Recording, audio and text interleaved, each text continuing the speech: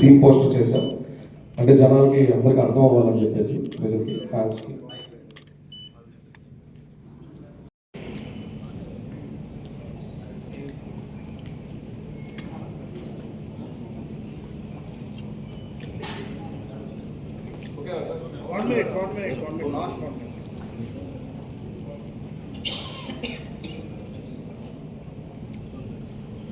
ముందు ఇక్కడికి విచ్చేసిన మీడియా మిత్రులందరికీ, మా కోర్ కమిటీ సభ్యులకి, అలాగే దీన్ని లైవ్లో వీక్షిస్తున్న మా ఎంటైర్ నందమూరి తారక రామారావు గారి అభిమానులకి పేరు పేరున ధన్యవాదాలు చెప్పుకుంటున్నాను. గత కొన్ని రోజులుగా ఒకటే పుకార్లు, వాస్తవాలు ఏంటో తెలియకుండా ఎవరికి నచ్చిందో వాళ్ళు రాసుకుంటూ వెళ్ళిపోతున్నారు. ఇందులో మా ప్రమేయం ఉందంటూ, ఇదేదో మేమే క్రియేట్ చేసాం, ఈ హైప్, ఈ బజ్ అంతా ఈ ప్రోగ్రామ్ కోసం అన్నట్టు రకరకాలుగా మాట్లాడుతూ వెళ్తున్నారు. ఈ క్రమంలో నేను ఫ్రంట్ ఫేస్గా ఆర్గనైజేషన్ని రిప్రజెంట్ చేస్తున్నాను కాబట్టి నా ఫేస్ని పెట్టి 100 కోట్ల మోసగాడు, ఫ్యాన్స్ డబ్బుల్ని కొల్లగొట్టిన దొంగ, ఈ ముఠాకి వీడే అధ్యక్షుడు, ఇలా ఎన్నో పలు మాటలు, పదజాలాలు వాడుతూ విపరీతంగా కొన్ని మెయిన్ స్ట్రీమ్ మీడియాలు అలానే యూట్యూబ్ ఛానల్స్లో కూడా రాయడం జరిగింది. చూడండి, మేము చాలా చిన్నవాళ్ళు. ఒకటి ఏదన్నా ఒక పెద్ద మనిషి మన గురించి రాశాడంటే అది చూస్తేనే రాత్రులు నిద్ర పట్టనంత చిన్నవాళ్ళం. అలాంటిది వారం రోజులుగా నాకు కుటుంబం ఉంటుంది, నా వయసు 27 ఏళ్ళు. వాళ్ళు ఎంతోమంది ఎక్కడి నుంచో ఇవన్నీ చూస్తూ, ఎందుకంటే సోషల్ మీడియా కంటే గ్రామాల్లో ఫాస్ట్గా వెళ్ళేది మన ఎలక్ట్రానిక్ మీడియా, అలానే మన మెయిన్ స్ట్రీమ్ మీడియా. వాళ్ళందరూ నాకు ఫోన్లు, మెసేజ్లు, పెద్దవాళ్ళు ఉన్నారు, అమ్మమ్మలు, తాతయ్యలు ఉన్నారు, వాళ్ళకి చూసి ఆరోగ్యాలు పాటు చేసుకోవడం. ఈ వారం రోజులుగా నేను ఎంత కుంగిపోయాను, ఎంత డౌన్ అయ్యానో ఎవరికి తెలియదు, ఎవరికి చెప్పని కూడా చెప్పలేదు అక్కడ. అందుకే ఇలాంటిది ఒకటి జరిగిందని నేను చాలా లో లైట్లో, చాలా కామ్గా అప్డేట్స్ అన్ని కూడా మేము ఆర్గనైజేషన్ నుంచి ఇచ్చుకుంటూ సైలెంట్ అయ్యాం. ఏదన్నా 18వ తారీఖు మాట్లాడుకుందాం. అయినా మన మీడియా సోదరులు కొంతమంది మొన్న ఇక్కడే బయట కూడా నన్ను ఇంటర్వ్యూ చేయడం జరిగింది.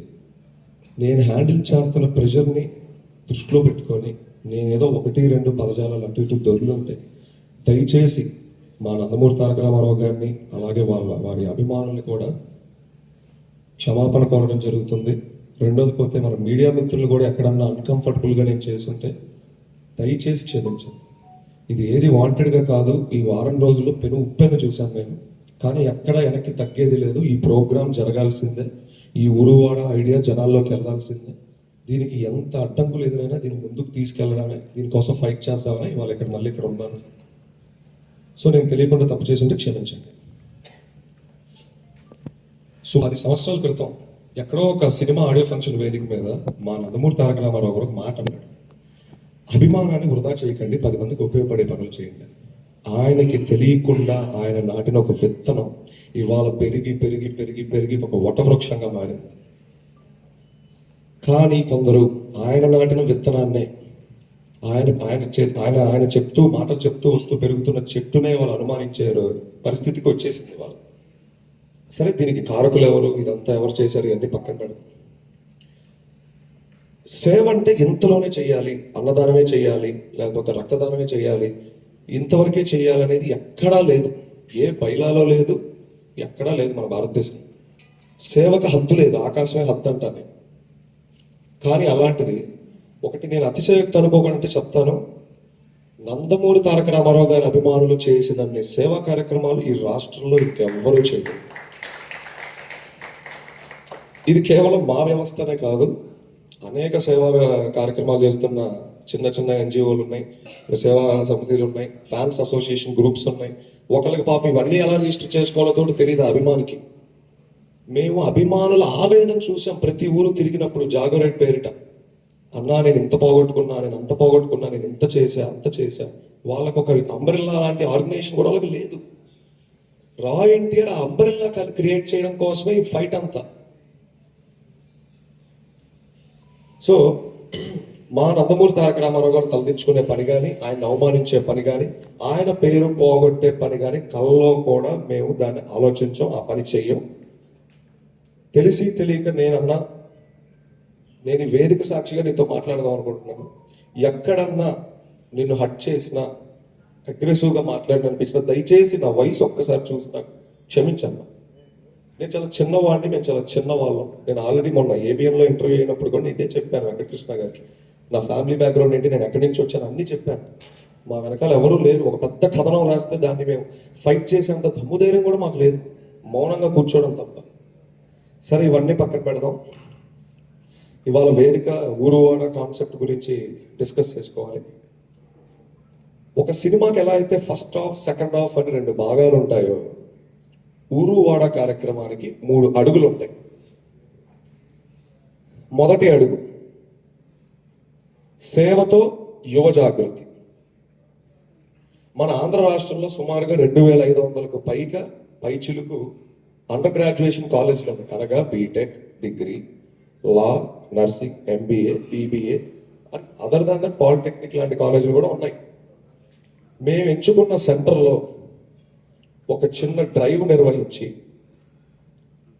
యాంటీ సోషల్ ఎలిమెంట్స్కి అగెనెస్ట్గా, అనగా డ్రగ్స్ ఇవన్నీ కూడా యాంటీ సోషల్ ఎలిమెంట్స్ కిందకే వస్తాయి కనుక వాటికి సంబంధించి ఒక సదస్సు నిర్వహిస్తాం.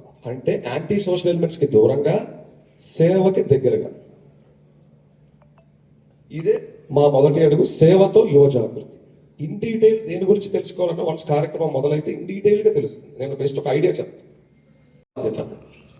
అలానే మన ఆంధ్రప్రదేశ్లో కొన్ని వేల గ్రామాలు ఉంటాయి. అందులో కొన్ని పంచాయతీ కింద ఉంటాయి, కొన్ని నాన్ పంచాయతీ ఉంటాయి, కొన్ని రెవెన్యూ విలేజ్లు ఉంటాయి.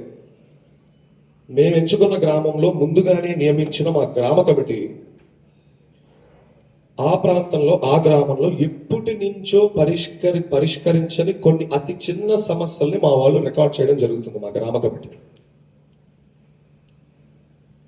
అయితే మాకున్న బలాన్ని బట్టి, శక్తిని బట్టి ఒక 10 సమస్యలు రికార్డ్ చేశారు అనుకుందాం. చిన్న సమస్యలు ఆ పల్లెలు 1, 2 మా వ్యవస్థ తరపున మేము దాన్ని పరిష్కరిస్తాం స్పాట్లో. మేము ఆ రోజు ఆ ఊరికి వెళ్ళినప్పుడు అక్కడే పరిష్కరిస్తాం.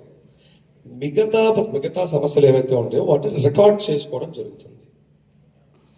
ఇందులో భాగంగా రైతు సదస్సు కూడా ఇందులో నిర్వహిస్తాం. ఈ మన ఊరు మన బాధ్యతలోనే భాగంగా రైతు సమస్య కూడా ఇక్కడే, రైతు సదస్సు కూడా ఇక్కడే ఉంటుంది.